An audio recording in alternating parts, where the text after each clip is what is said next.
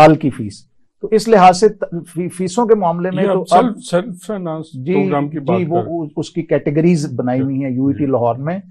UET Lahore में भी और बाकी सरकारी तालीमी इदारों में अब ऐसी बहुत बड़ी तादाद है बच्चों की जो प्राइवेट एजुकेशन से ज्यादा फीस पे करती है। लिहाजा ये जो पुरानी एक विम है, एक मिथ है कि प्राइवेट तालीमी इदारे महंगे हैं, ऐसा नहीं है। प्राइवेट तालीमी इदारे जरूर महंगे होंगे लेकिन किसी भी तरह से कंपेटिटिव हैं। इस वक्त जो भी मार्केट स्टैंडर्ड्स हैं, मार्केट नॉर्म्स हैं, प्राइवेट तालीमी इदारे उससे ज्यादा चार्ज नहीं कर सकते। हाँ, कुछ इदारे जैसे लम्स या इस तरह के बड़े इदारे, हबीब यूनिवर्सिटी वगैरह, उनकी फीसें बहुत ज्यादा हैं लेकिन वहां स्कॉलरशिप्स भी हैं।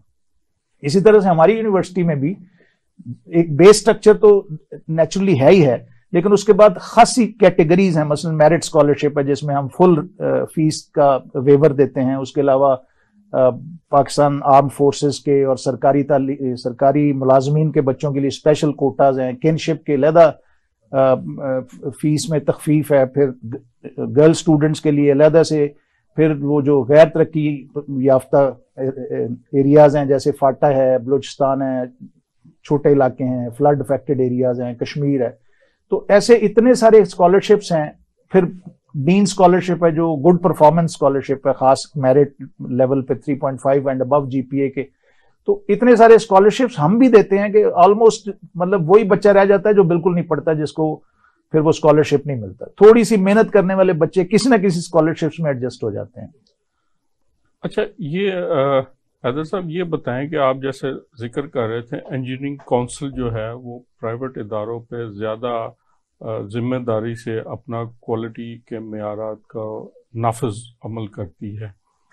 ये जो क्वालिटी के मेयारात हैं ये प्राइवेट इदारों पे ही क्यों शिकंजा कसते हैं, सरकारी इदारों पे क्यों नहीं कसते?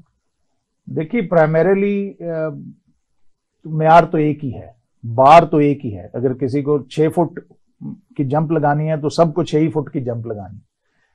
लेकिन बहरहाल एक पाकिस्तानी सिस्टम में सरकारी इदारा बहुत सारी प्रिविलेजेस ले लेता है। एक ही जैसे लोग सरकारी इदारों के ऐसे काउंसिल्स में होते हैं तो एक पर्सनल लेवल का एक कल्ट जो है वो मैटर करता है। प्राइवेट इदारे को जरा चेक एंड बैलेंस में लाना आसान है। सरकारी इदारे के ऊपर बड़े सारे प्रोटेक्शन हैं, गवर्नर की प्रोटेक्शन है, गवर्नमेंट की प्रोटेक्शन है, बहुत सारी मिनिस्ट्रियों की प्रोटेक्शन है। तो एक इंजीनियरिंग काउंसिल जैसे इदारे को उसमें अपने अमल दरामद कराने के लिए इख्तियारत को जरा मेहनत ज्यादा करनी पड़ती। प्राइवेट इदारे के ऊपर कोई बहुत बड़ी प्रोटेक्शन शील्ड नहीं है तो वहां पे उन चीजों को इंप्लीमेंट करने में जरा आसानी होती है। इसलिए प्राइवेट इदारे के अंदर कोई तालीम अगर हासिल करता है तो वहां पे एक रेगुलेटर, खासतौर पर इंजीनियरिंग काउंसिल, वो बहुत मौसर है। और इंजीनियरिंग काउंसिल के ऊपर भी फिर चेक है। इंजीनियरिंग काउंसिल वाशिंगटन एकॉर्ड का सिग्नेटरी है जो कि इंटरनेशनल एक एकॉर्ड है जो एक्चुअली इंजीनियरिंग एजुकेशन के स्टैंडर्ड्स को ही बनाता है और इंप्लीमेंट करता है। तो चूंकि पाकिस्तान इंजीनियरिंग काउंसिल उसका सिग्नेटरी है तो उसको वहां पे रिपोर्ट करना पड़ता है और इंटरनेशनल जो कंट्रीज के जो रिप्रेजेंटेटिव हैं वो इंस्पेक्शंस भी करते रहते हैं। तो खुद पाकिस्तान इंजीनियरिंग काउंसिल उस रिजीम का हिस्सा होने की वजह से एक सख्त चेक एंड बैलेंस को मॉनिटर भी करता है, मेंटेन भी करता है और रिपोर्ट भी करता है। तो इस लिहाज से मैं समझता हूँ कि एक प्राइवेट तालीमी इदारे में, लाहौर लीड्स यूनिवर्सिटी जैसे तालीमी इदारे में अगर कोई बच्चा है और इंजीनियरिंग की तालीम के लिए आया तो वह महफूज है, क्योंकि उसके ऊपर वाशिंगटन एकॉर्ड की छतरी के नीचे इंजीनियरिंग काउंसिल की एक प्रोटेक्शन दस्तयाब है। हैदर साहब, आप दुरुस्त फरमा रहे हैं, लेकिन एक कुछ और चीज़ें भी जो तालिब इल्मों से हम बातचीत करते हुए महसूस करते हैं, वो कहते हैं एक तो जो सरकारी तालीमी इदारे हैं उनकी लेबॉर्ट्रीज़ वो काफ़ी बड़ी होती हैं, लाइब्रेरीज बड़ी रिच होती हैं, अगरचे के स्टूडेंट लाइब्रेरीज में जाते नहीं हैं लेकिन वो एक बात करते हैं, और फैकल्टी के हवाले से कि जी वहाँ बड़े तजर्बाकार असातिज़ा होते हैं। प्राइवेट तालीमी इदारों में ये कहा जाता है कि वो ज़रा कम सैलरी पे लोगों को लाते हैं पढ़ाने के लिए। ये भी अगेन कुछ चीज़ें हैं जो प्रोपेगेंडे की वजह से शायद हैं या कुछ मिथ्स बनी हुई हैं। पहली बात तो यह है कि चूंकि मैंने जैसे पहले अर्ज किया कि इंजीनियरिंग काउंसिल का एक सर्टन बार है, उसके रिटन डॉक्यूमेंट्स के अंदर जो मिनिमम स्टैंडर्ड्स लेबॉर्ट्रीज के होनी चाहिए। कोई तालीमी इदारा एक्रेडिट ही नहीं हो सकता अगर उसके पास वो मिनिमम स्टैंडर्ड्स की लैब्स اور اس کی لائبریری اور اس کا باقی جو پیرافرنیلیا سپورٹ سٹرکچر ہے وہ اگر نہیں ہے تو گورنمنٹ کے اداروں کی لیبز بہت بڑی ہوتی ہیں. وہ گورنمنٹ نے 50 ایکڑ 500 ایکڑ 1000 ایکڑ جگہ آج سے 50 سال پہلے اگر کسی کو دی تھی تو وہاں پہ اگر 10 کنال کی ایک لیبارٹری ہے تو ظاہر ہے پرائیویٹ ادارہ وہ 10 کنال کی لیبارٹری نہیں بنا سکتا اور ہونی بھی نہیں چاہیے. یہ تو پرانی زمینوں کی ضیاع ایک لحاظ سے ہے. ہائر ایجوکیشن کمیشن نے جو معیارات مقرر کیے ہیں پر اسٹوڈنٹ کتنے اسکوائر فٹ میں منیمم لیبارٹری ہونی چاہیے, اس سے چھوٹی لیبارٹری تو اپروو ہی نہیں ہوتی, اس کی کریڈیٹیشن ہی پاسبل نہیں. لہٰذا اگر 20 بچوں کی, جو کہ ایوریج 20 بچے ایک وقت میں لیبارٹری میں کام کرتے ہیں, 20 بچوں کے لیے 1000 اسکوائر فٹ کی اگر ایک لیبارٹری ہے تو فیئر انف ہے.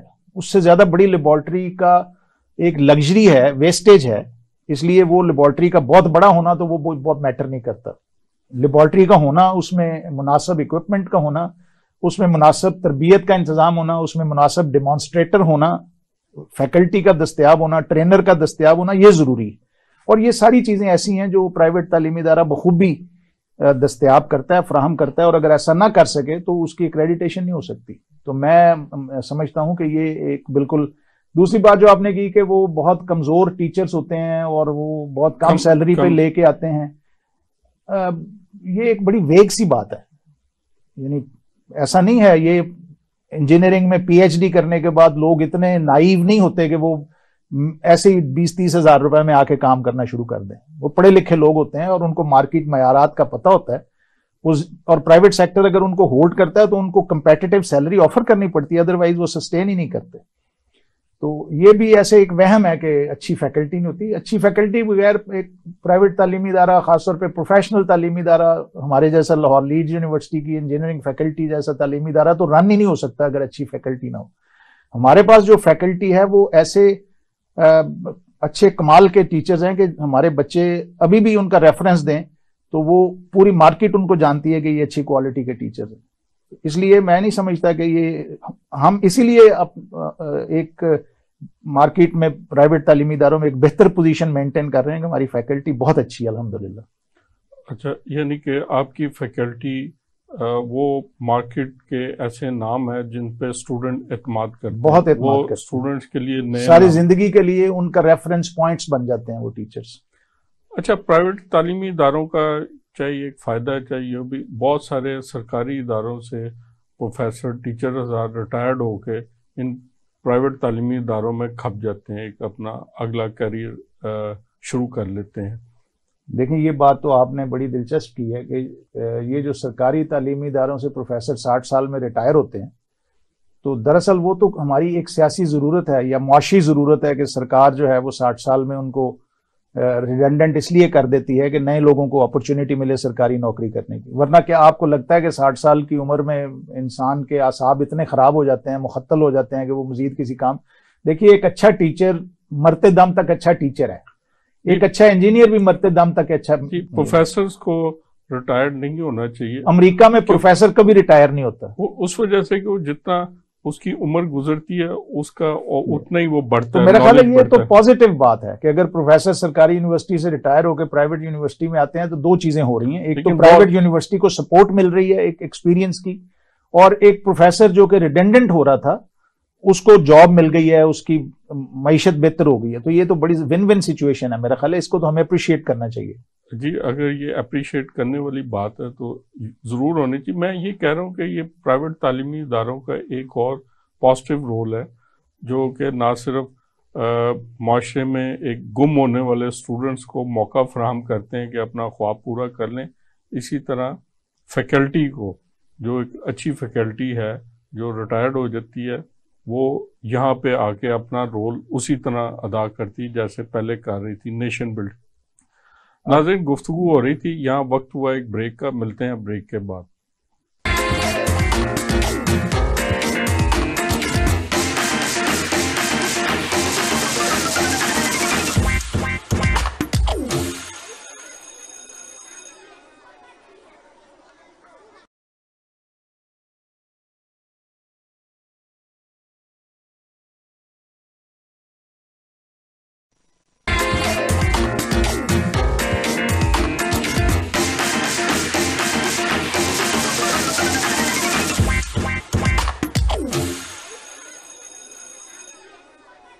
Welcome back.